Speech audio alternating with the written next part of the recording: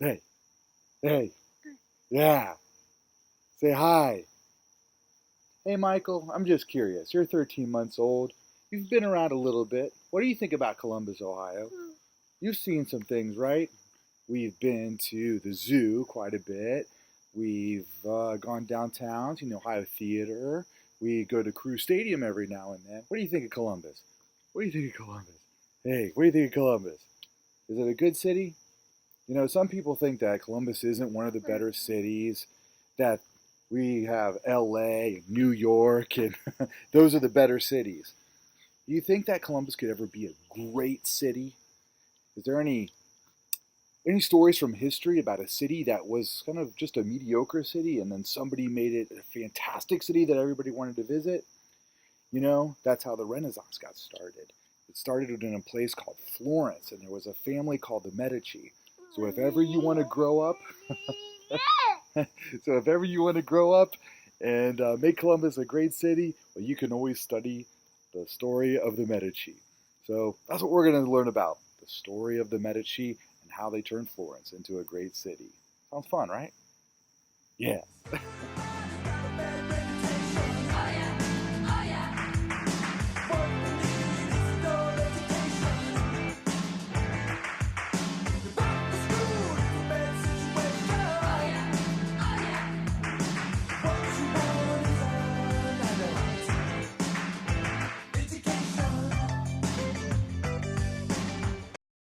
All right. Hey there, Euro Bears. In this particular recorded slideshow lecture, we're going to learn about the history of the Medici family and how they rose to power and became one of the most influential families of the Renaissance era and a little bit beyond. This is also the story of the city of Florence and how Florence really became ground zero for the early Renaissance. It's a great story because it's a time of transformation in European history. The Renaissance is beginning and it's happening in Florence. So let's first take a look at this particular map of Italy during the late 15th century.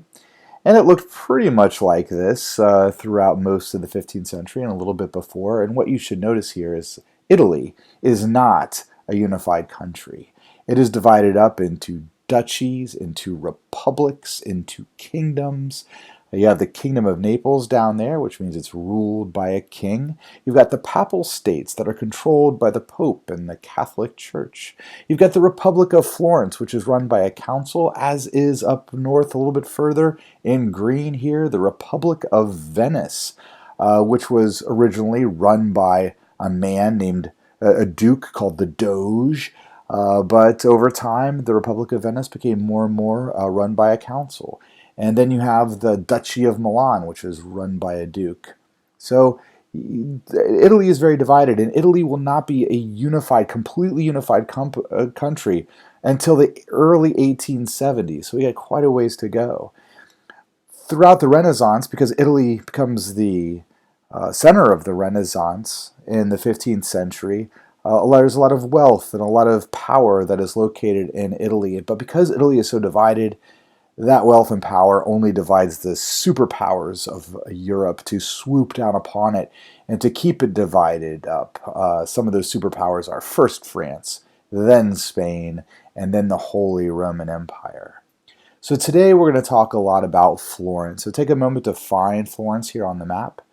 It's located in that region that today we call Tuscany. But before we talk about Florence, I want to talk about another city-state located to the north of Florence. Take a moment to find the Republic of Venice. Venice is an absolutely beautiful city, although I've never been there. I've only looked at pictures like this. It is a popular tourist destination. It's also sort of ground zero for climate change because as climate change happens and those waters go up, you can imagine what it does to the buildings where the canals are. So it's a beautiful city, interesting today, and a lot was happening in Venice in the 14th and 15th century that I would like to talk about because it influences the rise of Florence a little bit later on. Take a look at this map, which is a little bit difficult to understand at first. First of all, it is in Italian, and then notice what you're looking at. You've got the Ottoman Empire, which is in green. Take a moment to figure out what is land and what is water. Venice and the Republic of Venice is in red.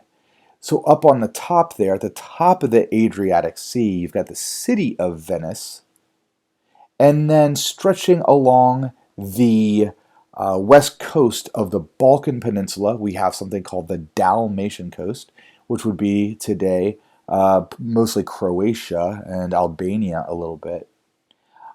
So it's important to know what Venice was and where it was located. And you notice that the red splotches there, which mark where the Republic of Venice was, go all the way down into Greece, into Crete, and into the Middle East a little bit, where the Venetians were trading. And the Venetians were an important trading city-state, if we can call them that. And trade was very, very important, which plays an important role in their development. In downtown Venice, there was an area called the Ghetto Vecchio. Ghetto Vecchio, which I have loosely translated here as the old neighborhood. There's a nice aerial photo of it today. The Ghetto Vecchio played an important part in Venetian history. As you look at the word ghetto, ghetto is, we have our word ghetto today, and it goes back to this ghetto. We might think of a neighborhood that's not really the best neighborhood. We might think of poverty as being associated with a ghetto. In Venice, the Ghetto Vecchio was the neighborhood where Jews could live. And so this was the Jewish area of Venice. The Jews were allowed to live here in this otherwise Catholic area. They had a curfew. They had to be back at night, and so they didn't have as much mobility as everybody else. And they also had to wear identifying marks to identify them as Jews. But they played a very important part in the role of the development of Venice as a trading city. And this had to do with something that was called usury. So usury is money lending.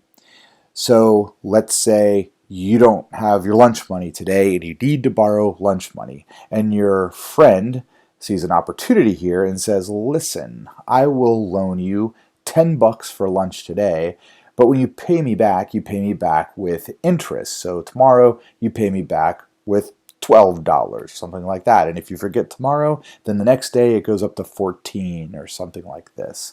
So this is called usury. It's money lending. There are all of these passages in the Bible that say you're not allowed to do this, that this is immoral behavior. So Christians tended not to practice usury. It was considered to be a bad, immoral, unchristian thing. But Jews, in an attempt to acquire some money and some power in society, in Venice engaged in this act of money lending. The idea was this. Let's say you are a Venetian merchant and you need to raise money for a ship to go to North Africa, to purchase goods in North Africa and bring it back and sell it in Venice. Well, that's going to be a very expensive venture.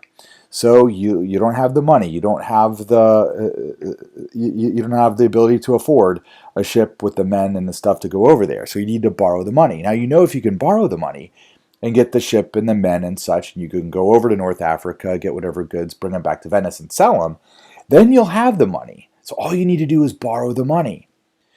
But the thing is, usury is nobody's going to lend you money and not ask for something more in return, some interest on what they lend you. So nobody does it. But the Jews see an opportunity here, and the Jews engage in money lending. So what the Jews did is, outside of the Ghetto Vecchio, when they were allowed to leave the Ghetto Vecchio, they would come out and they would begin the process of lending money. And this happened on a bench outside of the Ghetto Vecchio, or probably multiple benches. And I'm bringing a bench to your attention for a particular reason. So the Jews leave the Ghetto Vecchio, they come out to the bench, they engage in money lending, and this enables Venetian merchants to thrive a little bit more, And where this all happens on a bench, on a bench, on a bench. Okay, why am I accentuating the word bench? Well, because the Italian word for bench is banco. This is the foundation of modern banking. Banking works like this. If you need to borrow money, like I need to borrow money for a house, then a bank lends me money. We create it, and I have a mortgage, and I pay it back, and I of course pay it back with interest. This is what enables banks to survive, and this was largely developed by Jews in Venice. Uh, this particular topic becomes the subject of one of William Shakespeare's plays in the late 16th century. The Merchant of Venice is about a Jew by the name of Shylock who lends money to a particular Venetian who then the Venetian doesn't pay it back. And Shylock, the Jew, tries to take this man to court and saying, we had a contract, we had a deal, here was the deal, and now he's not giving me any money back. And what happens is the court takes Shylock's argument and turns it against him. It's a great play about discrimination. And what an interesting thing that William Shakespeare, himself a Christian, he has to be a Christian in Anglican England, he writes a play about a Jew who experiences discrimination. Why would William Shakespeare write a play about a Jew being discriminated against in the 1590s? It's a great question to ask. We'll get to William Shakespeare in a later unit. So now knowing that, we shift the focus to Florence. And there is a nice older image of Firenze, of Florence. That is the river Arno that flows through it. And Florence will become the hub of the early Renaissance. Here's a more recent picture of Florence. So why Florence? What was going on in Florence? Well, Florence has a particular family which will do a lot to create the Renaissance. And that is, of course, the Medici family. And the Medici family learns the practice of usury as it was conducted by the Jews in Venice. First of all, before I talk about the Medici family, let me just briefly say something about the governance of Florence. So this is the Piazza della Signoria. That's the just area that you see there. The Piazza of the Signoria. The Signoria were the elder men who were the councilmen of the city of Florence. So Florence does not have a king. Florence does not have a duke. Florence is run by a council of men, and these were the Signoria. And they would meet here in this essentially town hall, the Palazzo Vecchio. And pardon my Italian, I do not speak Italian, so I apologize for butchering the Italian words here. To the best of my abilities, that is the Palazzo Vecchio, the old palace with its large tower that we see there. Okay. So the story of the Medici family begins with this truly daring, innovative entrepreneur who was also a little bit of a bad boy who wanted to break the law. Giovanni de' Medici is the patriarch of the Medici family. He lived in the late 14th, early 15th centuries. And he was involved in the wool trade. He also had a laundromat. And it was in the back of his laundromat where he conducted illegal business, specifically the business of usury, of money lending. And he starts becoming rather rich through this particular practice. Now, if you're going to engage in some sort of illegal practice, just like today, you're probably going to have to bribe authorities and to keep everybody happy so that you yourself can be making money. Now, the one thing that was interesting about Giovanni de' Medici, and maybe this becomes this might be some good wisdom for any of you who go on to make a lot of money. He thought it was very, very important never, ever, ever to flaunt your money. So when everybody else might be riding a horse, he rode only a donkey. He dressed in very humble clothes. He did not want to draw attention to himself. So that way he thought people won't be jealous of me, people will leave me alone. And that was Giovanni de' Medici's attitude. Some of his descendants will not maintain that attitude. They will be very flashy with their money. Giovanni de' Medici also wanted to kind of secure some friends in high positions of power.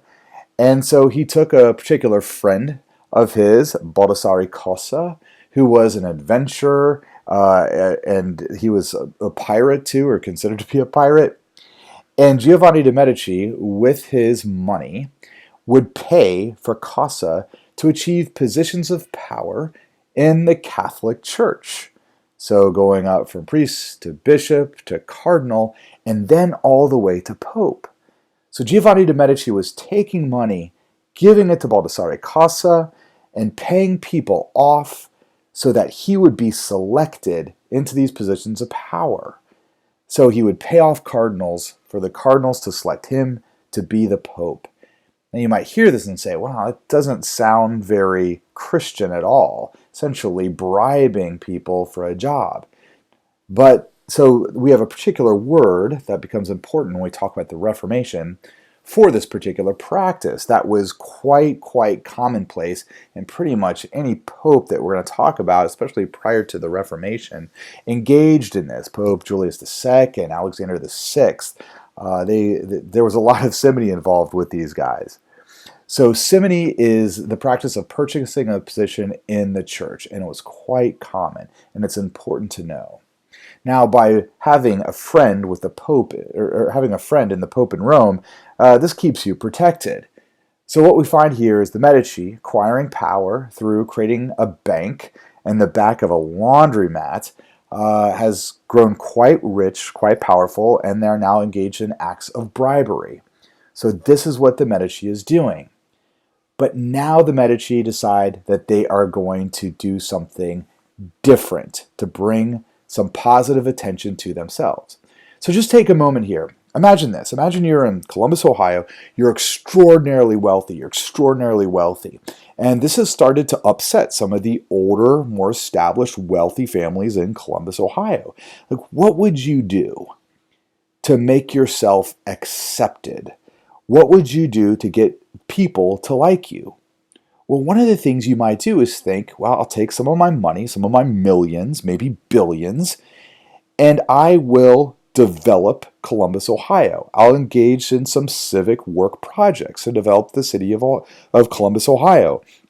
So that way people will enjoy living in Columbus, Ohio. They know that I'm the one who has financed all this. I'm the one who's developed the city, and they'll like me and they'll respect me. This is some good attention for me, and everybody likes to be popular and well-loved, and this is what the Medici start doing.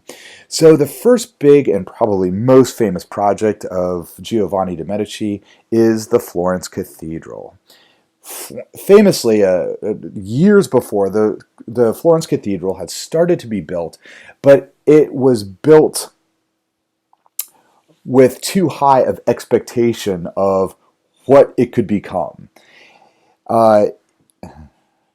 It was built with a big hole in the roof of it, where one day they hoped to place a big steeple or a big dome.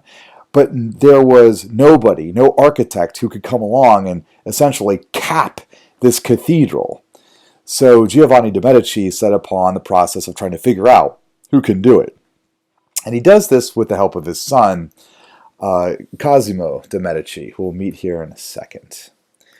The man who they find to do this job is an interesting character. Filippo Brunelleschi was considered to be not a nice guy. He's a little rough around the edges. He was a bit frazzled. He wasn't very sociable. He was just kind of a weird guy. But sometimes geniuses aren't the most sociable people. Filippo Brunelleschi was an architect and an artist, and he represents the Renaissance because he is really a self-made genius. He became fascinated with architecture by simply looking at old Roman buildings. And what could be more Renaissance than this? Looking to the past to inspire the present. Specifically, Brunelleschi had spent time in Rome, and he was fascinated with the Pantheon in Rome that we see here. The Pantheon has a dome which caps it, and this was built during the time of the Roman Empire. So here we have a dome. Nobody had built a dome since the Romans. And so could they do it again? Now you look at this dome is built out of cement. But the recipe for cement had been lost during the Middle Ages. Nobody knew how to do this again. So Brunelleschi simply spent time there. He has no formal education. He just simply looks at it. He looks at it as a building. He walks around it. He draws it. He tries to figure it out. He's using his own brain. He's trying to teach himself how to do this. It's worth, as we talk about the Pantheon in Rome, looking at these two images. And the image on the left there is a painting rendition of the interior of the Pantheon. And you see the dome there. And the image to the right should be an image that is familiar to many of you. It is the entrance to the Ohio State Stadium. And as you look at those two images, you might think, they kind of look similar. And indeed they are. The architect who designed the Ohio State Stadium in the 1920s wanted to draw his inspiration from the place where the Romans worshiped their gods. And we can make quite a few ironic jokes that maybe this is the place where people in Central Ohio really worship their gods. It seems an appropriate symbolic thing.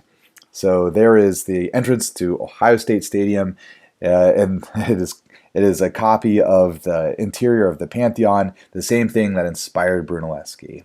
So Brunelleschi gets to work designing his dome to cap the Florence Cathedral. He is going to use mostly bricks to do this. I am not an architect. I cannot explain Brunelleschi's full genius, but we do have images of what the interior of this dome looks like, and he built a series of domes which each supported the other. During this project, which was very expensive, but it employed quite a few laborers in Florence. That's good. We're putting people to Florence to work. Unemployment is going down, and everybody knows the Medici are doing it. And a cathedral gives the people civic pride. A cathedral is going to be the biggest thing in Florence. It's something that the Florentine people can be very proud of. Does Milan have a domed cathedral? No. Does Rome have a domed cathedral? No, not even Rome has a domed cathedral. So the Florentines are going to be the first to do this. This was going to be a source of great pride for the Florentines. The Medici are being celebrated. A lot of people are happy about this, except for the other wealthy families in Florence who see this new money family of the Medici as a new rival. During the construction of the Florentine Cathedral, Giovanni de' Medici dies and his son Cosimo de' Medici takes over. And in the 1430s, while work is going on at the dome, one rival family makes its move to knock out the Medici, and this is the Albizzi family. What does the Albizzi family, led by Rinaldo Albizzi, do? They go to the city council, the Signoria, and they accuse Cosimo de' Medici and the Medici family of bribery and of usury, which are, of course, absolutely true. But the Albizzi family and every other wealthy family is probably doing much of the same thing. But at this point in time, there's this concern that the Medici family are just getting a little too big for their britches. Cosimo de' Medici is arrested. He's held in the Palazzo Vecchio that you see here, and he's held in that tower. Cosimo de' Medici got really upset when he heard outside of his jail door, he heard his house servant, who he knew, being tortured, and the servant giving up some of the family secrets. Cosimo de' Medici thinks, I'm going to die. They're going to kill me in here. So he takes some of his money and bribes the guards to let him go. Cosimo de' Medici is able to escape Florence. He takes with him Brunelleschi, and the work on the Florence Cathedral comes to a grinding halt. And it stays that way for a little while. So the Albizzi family and some of the other powerful families, they're happy. The Medici are gone. But what's happening now is the people of Florence are upset. We've got unemployment. There's this caused a little bit of an economic depression, and the Albizzi family and nobody else knows how to finish this job. Brunelleschi is gone with the Medici family. And so the people of Florence then rise up against the Albizzi family, and they invite Cosimo de' Medici and Brunelleschi back to complete the work of the dome, which they do. Completed in 1436. There was quite a lot of material. There was quite a bit of architectural genius to complete this. And there's this idea that this man Brunelleschi, he taught himself architecture. He was this rather bizarre person that not many people wanted to be friends with, but he was able to use his own genius to do this incredible project and complete the Florence Cathedral. And there it stands, a testament to the Renaissance. And if you go to Florence today, there is a very thin stairway that you can climb up all the way to the top. And look around at Florence. It's a very popular thing to do if ever you visit Florence, which I hope sometime in your life you get a chance to do. As you're looking at this Florence Cathedral, look at the very top of it at this image, and you'll see this big golden orb with a cross on the top of it on the very tip top of the steeple on top of the dome. That golden orb was not there. That was not part of Brunelleschi's original design. The people of Florence, few decades later, they had a contest for who could do that, who could make a golden orb and put it on top of Brunelleschi's dome. And that contest was won by a man you've probably heard of, Leonardo da Vinci. Leonardo da Vinci designed that golden orb with a cross on it, and he's the one who was able to get it up there. All right. So this becomes an important aspect of the Renaissance, which inspires many, many, many people. This idea is the idea of patronage. This really wealthy family decided to use their money in civic investments. This is not money they're going to get back. This is money they give to the city to glorify the city. But consider, what does it do for them? It makes them respected members of the city. It makes them very attractive people. They become the celebrities. So this idea of patronage really inspires other families and eventually the Pope in the 15th century. So consider patronage today and the role that patronage plays in maybe the development of our own city of Columbus, Ohio.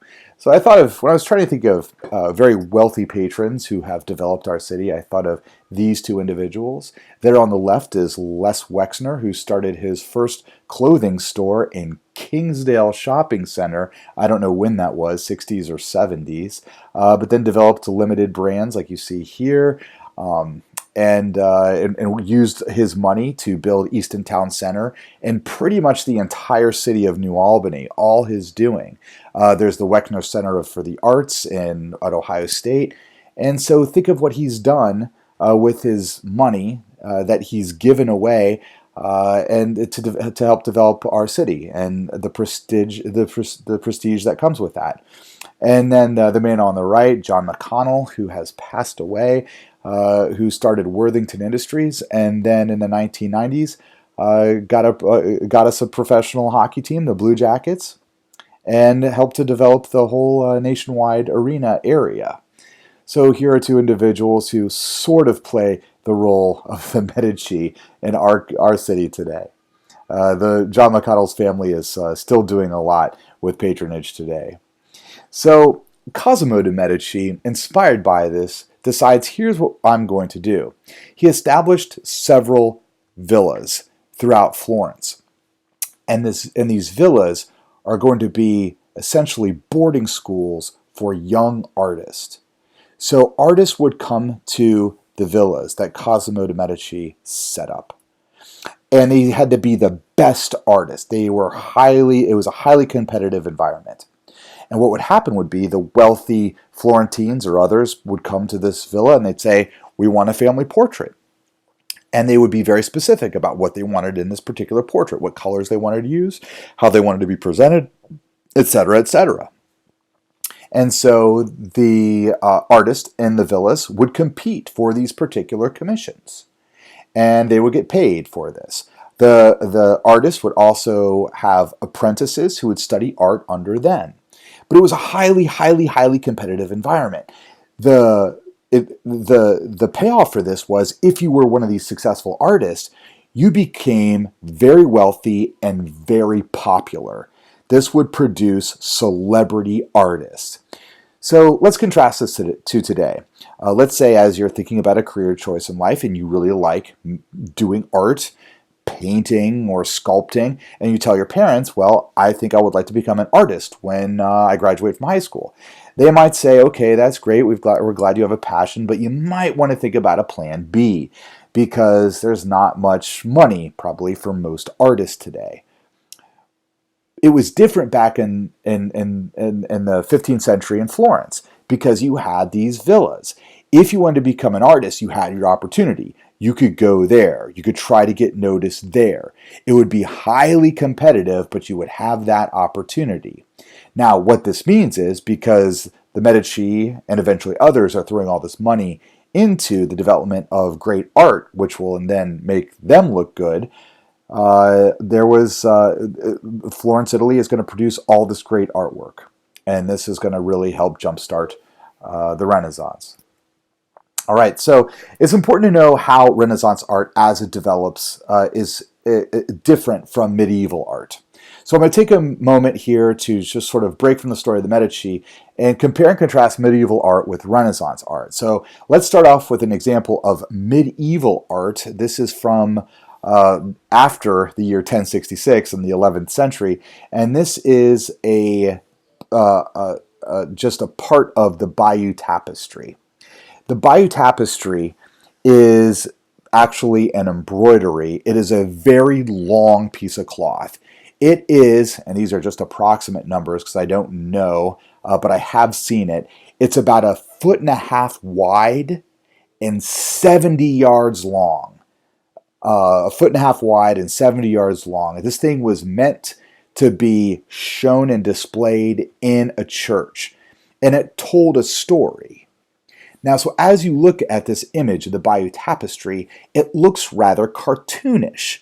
And so you're like, well, it doesn't look very realistic. There's a king holding a scepter with his crown on his head.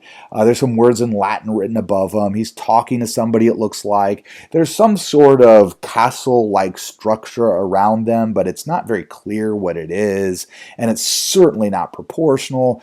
You've got animals below. You got animals above. What a weird thing. And this is just a part of the Bayeux Tapestry. But the Bayeux Tapestry is a work of genius. It's absolutely an amazing, long piece of artwork that tells a story. But what's important to know is, what's not important is the realistic presentation of the people and the things in the story. What's important to know here is there's a king who's talking to somebody. This king is identified above as Edward Rex, King Edward. The animals are actually symbolic of something. The structure is symbolic of something. So as you would be looking at this in the 11th century and trying to understand the story, you would actually be decoding the symbols. And that is what made medieval art very special. It's filled with symbolism in it, but they don't care about realism. Now I'm also going to break and talk a little bit about what this is here in the Bayeux Tapestry. The Bayeux Tapestry tells the story of the Norman invasion of England in the year 1066. So in England, they had a king, King Harold Godwin. Down in Normandy, which is the northern part of France today, there was Duke William, who's now known as William the Conqueror. He thought that he had a rightful claim to the throne of England, so he invades England in the late summer of the year 1066, and he successfully takes the throne of London. King Harold is killed, and now we have a French-speaking Norman Duke on the throne of London. In London, ruling England. Okay, so this is important just to know your European history because prior to this, England was ruled by two Germanic groups called the Angles and the Saxons. This was Anglo-Saxon England. They spoke an Old English, which was really a form of German. This is really the best way to think of it. It's rooted in German. But here come the French-speaking Normans, and they take over. So we have French-speaking individuals ruling England and Anglo-Saxon people being ruled by the French-speaking people. What eventually is going to happen is over several centuries, French and Anglo-Saxon are going to start fusing into one language, and this language is, of course, going to be our language, English. So French plus German equals English. So this also becomes important later on in history when in World War II, when Britain is trying to decide how to, and the Americans also are trying to figure out how to invade continental Europe, which is ruled by the Nazis. Where are they going to invade? And there's something special and historical about England going back and invading in Normandy. So we'll talk about that later, much later on in the course. But this is the story that's being told, if I go back to this slide, of the Bayeux Tapestry in the 11th century. Okay, so now back to the artwork. Look at that. It's all full of symbolism. Let's contrast this piece of artwork with a piece of Renaissance art. And this is an early Renaissance work. Masaccio's Adam and Eve Expelled from the Garden of Eden from 1425. Look at this. What an amazing piece of artwork. Here's Adam and Eve naked but trying to cover themselves, wailing in excruciating pain as they're being kicked out of God's Garden of Eden into the harsh, cruel world. You have realism, you have powerful emotion, you've got expression. It's a fascinating work of the early Renaissance. So there's Masaccio's Adam and Eve Expelled from the Garden of Eden. What do we have there? We have realism. We have emotion. How are we getting rid of symbolism? No, there will be a lot of symbolism still in Renaissance art. But hopefully you can see a very clear transition here in the artwork. Also, you see that this is done by oil paints. And oil paints came to Italy through the Netherlands. It was the Dutch who really developed oil painting. In order to paint realistically, also they went back to Euclid.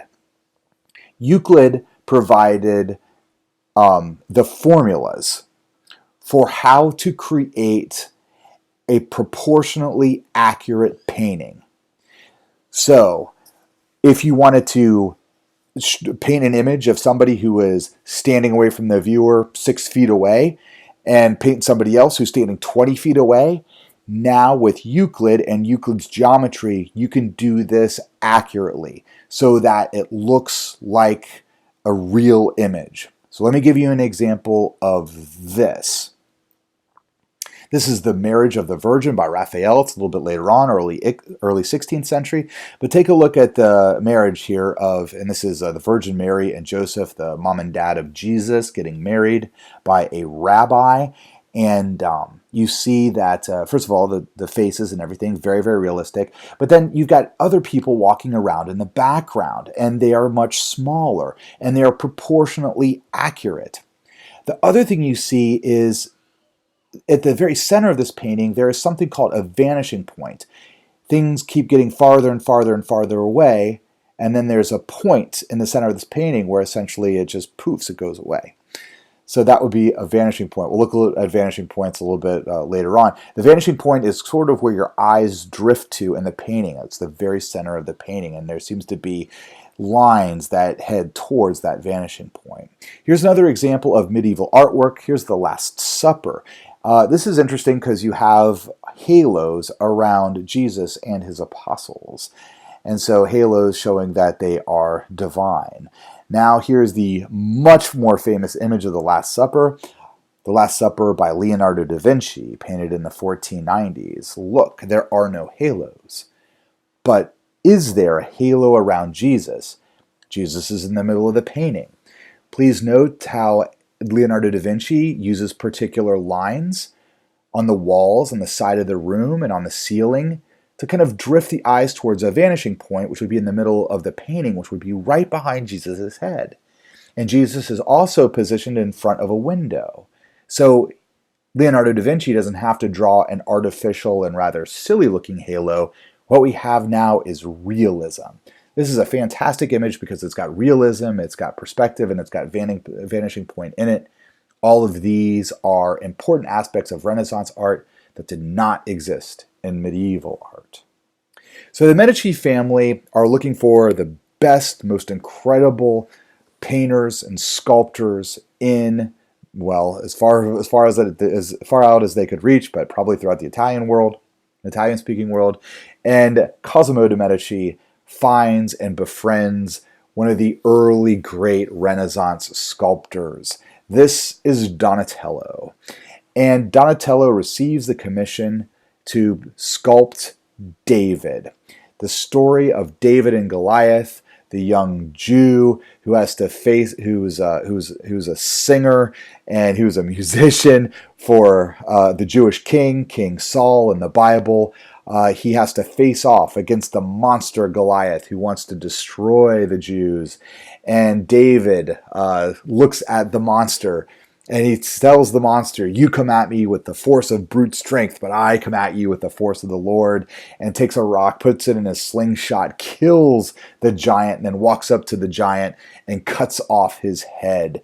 And little David, who is nothing but a musician, he is the victor in the showdown between him and the mighty giant who was expected to win.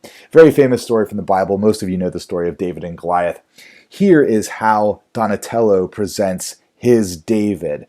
What a very interesting image. We have a very young David. How old do you think this image is of this particular boy? How old is this boy supposed to be?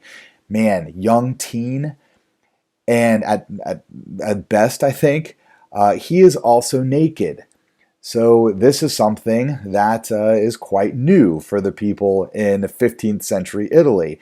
Clearly, Donatello is copying Greek statues, but he also wants to show off what an amazing sculptor he is with the body. David is not standing up in some rigid posture. He's leaning rather effeminately. Donatello here is showing off how he can capture a particular pose. And what an interesting effeminate pose it is. And I'll talk about that a little bit later. Why would they have David posed in such an effeminate way? If we look up close at this detail, we see Goliath being stepped upon. And here is the rather boyish face of David, and also his backside. Weirdly, the helmet of Goliath has a feather on it that's creeping up the inner thigh of David. What does all of this mean? Allow me to go back to this previous slide. The symbolism of David is this. David is Florence. Florence is different from the other major city-states like Venice, like Rome, like Milan. What makes Florence different? Florence has art. Florence wants to celebrate life here and now. This isn't masculine. This isn't macho. This is effeminate. Whenever you see David from the Renaissance, be it Donatello's David or Michelangelo's David of the next century, the 1500s, David is always a symbol for Florence. And Florence, even though it's effeminate, it wins. It destroys the big, mean giants in the world. So that's the symbolism behind Donatello's David, or at least part of it. All right. Continuing on with the Medici family. Cosimo de' Medici passes away in the middle of the 15th century. His son, Piero de' Medici, was known as Piero the Gouty. Please note, he does not live much longer than his dad, because to have gout is a horrible thing back in the 15th century in Italy.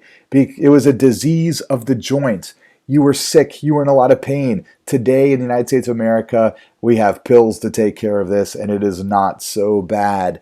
But after Piero de' Medici dies, and he is insignificant to our story of the Renaissance, now the torch goes to his two relatively young 20-something sons, Lorenzo and Giuliano. Lorenzo de' Medici, the older Medici, He is not interested in ruling. He is interested in art. He is interested in poetry. He himself is a fantastic poet, but he is, and probably like many poets, a very moody, usually depressed individual. He is not a, he doesn't feel that he could ever be a great leader. Next to him is his brother, Giuliano. Giuliano is different from Lorenzo. Giuliano, who is raised with money, he's our party boy. He likes having a good time. He doesn't understand his brother's moodiness. Giuliano wants to get it on. Let's have fun. We're Medici. Let's live it up. What you're looking at here is essentially the third generation of money. If it started off with old man Giovanni, he was humble, he was hardworking, he was willing to engage in illegal activities and do very daring things simply so he could become very wealthy and very powerful and secure his family as a powerful financial family. His son Cosimo learned a lot of those values and continued on with the family business and developed its patronage and really helped it really helped make the Medici family a respected family in Florence. But now, sometimes you get this with wealthy families. Lorenzo and Giuliano, they never knew suffering like their dad or their grandpa or their great grandpa did. They grew up with wealth, and you've got these two spoiled brats. These are essentially the trust fund brats. They inherit all this wealth, and so are they willing to work hard and do daring and bold things? No, neither one of them. Lorenzo, he's a moody poet. Giuliano, he is the party boy. So what is going to happen to the Medici family?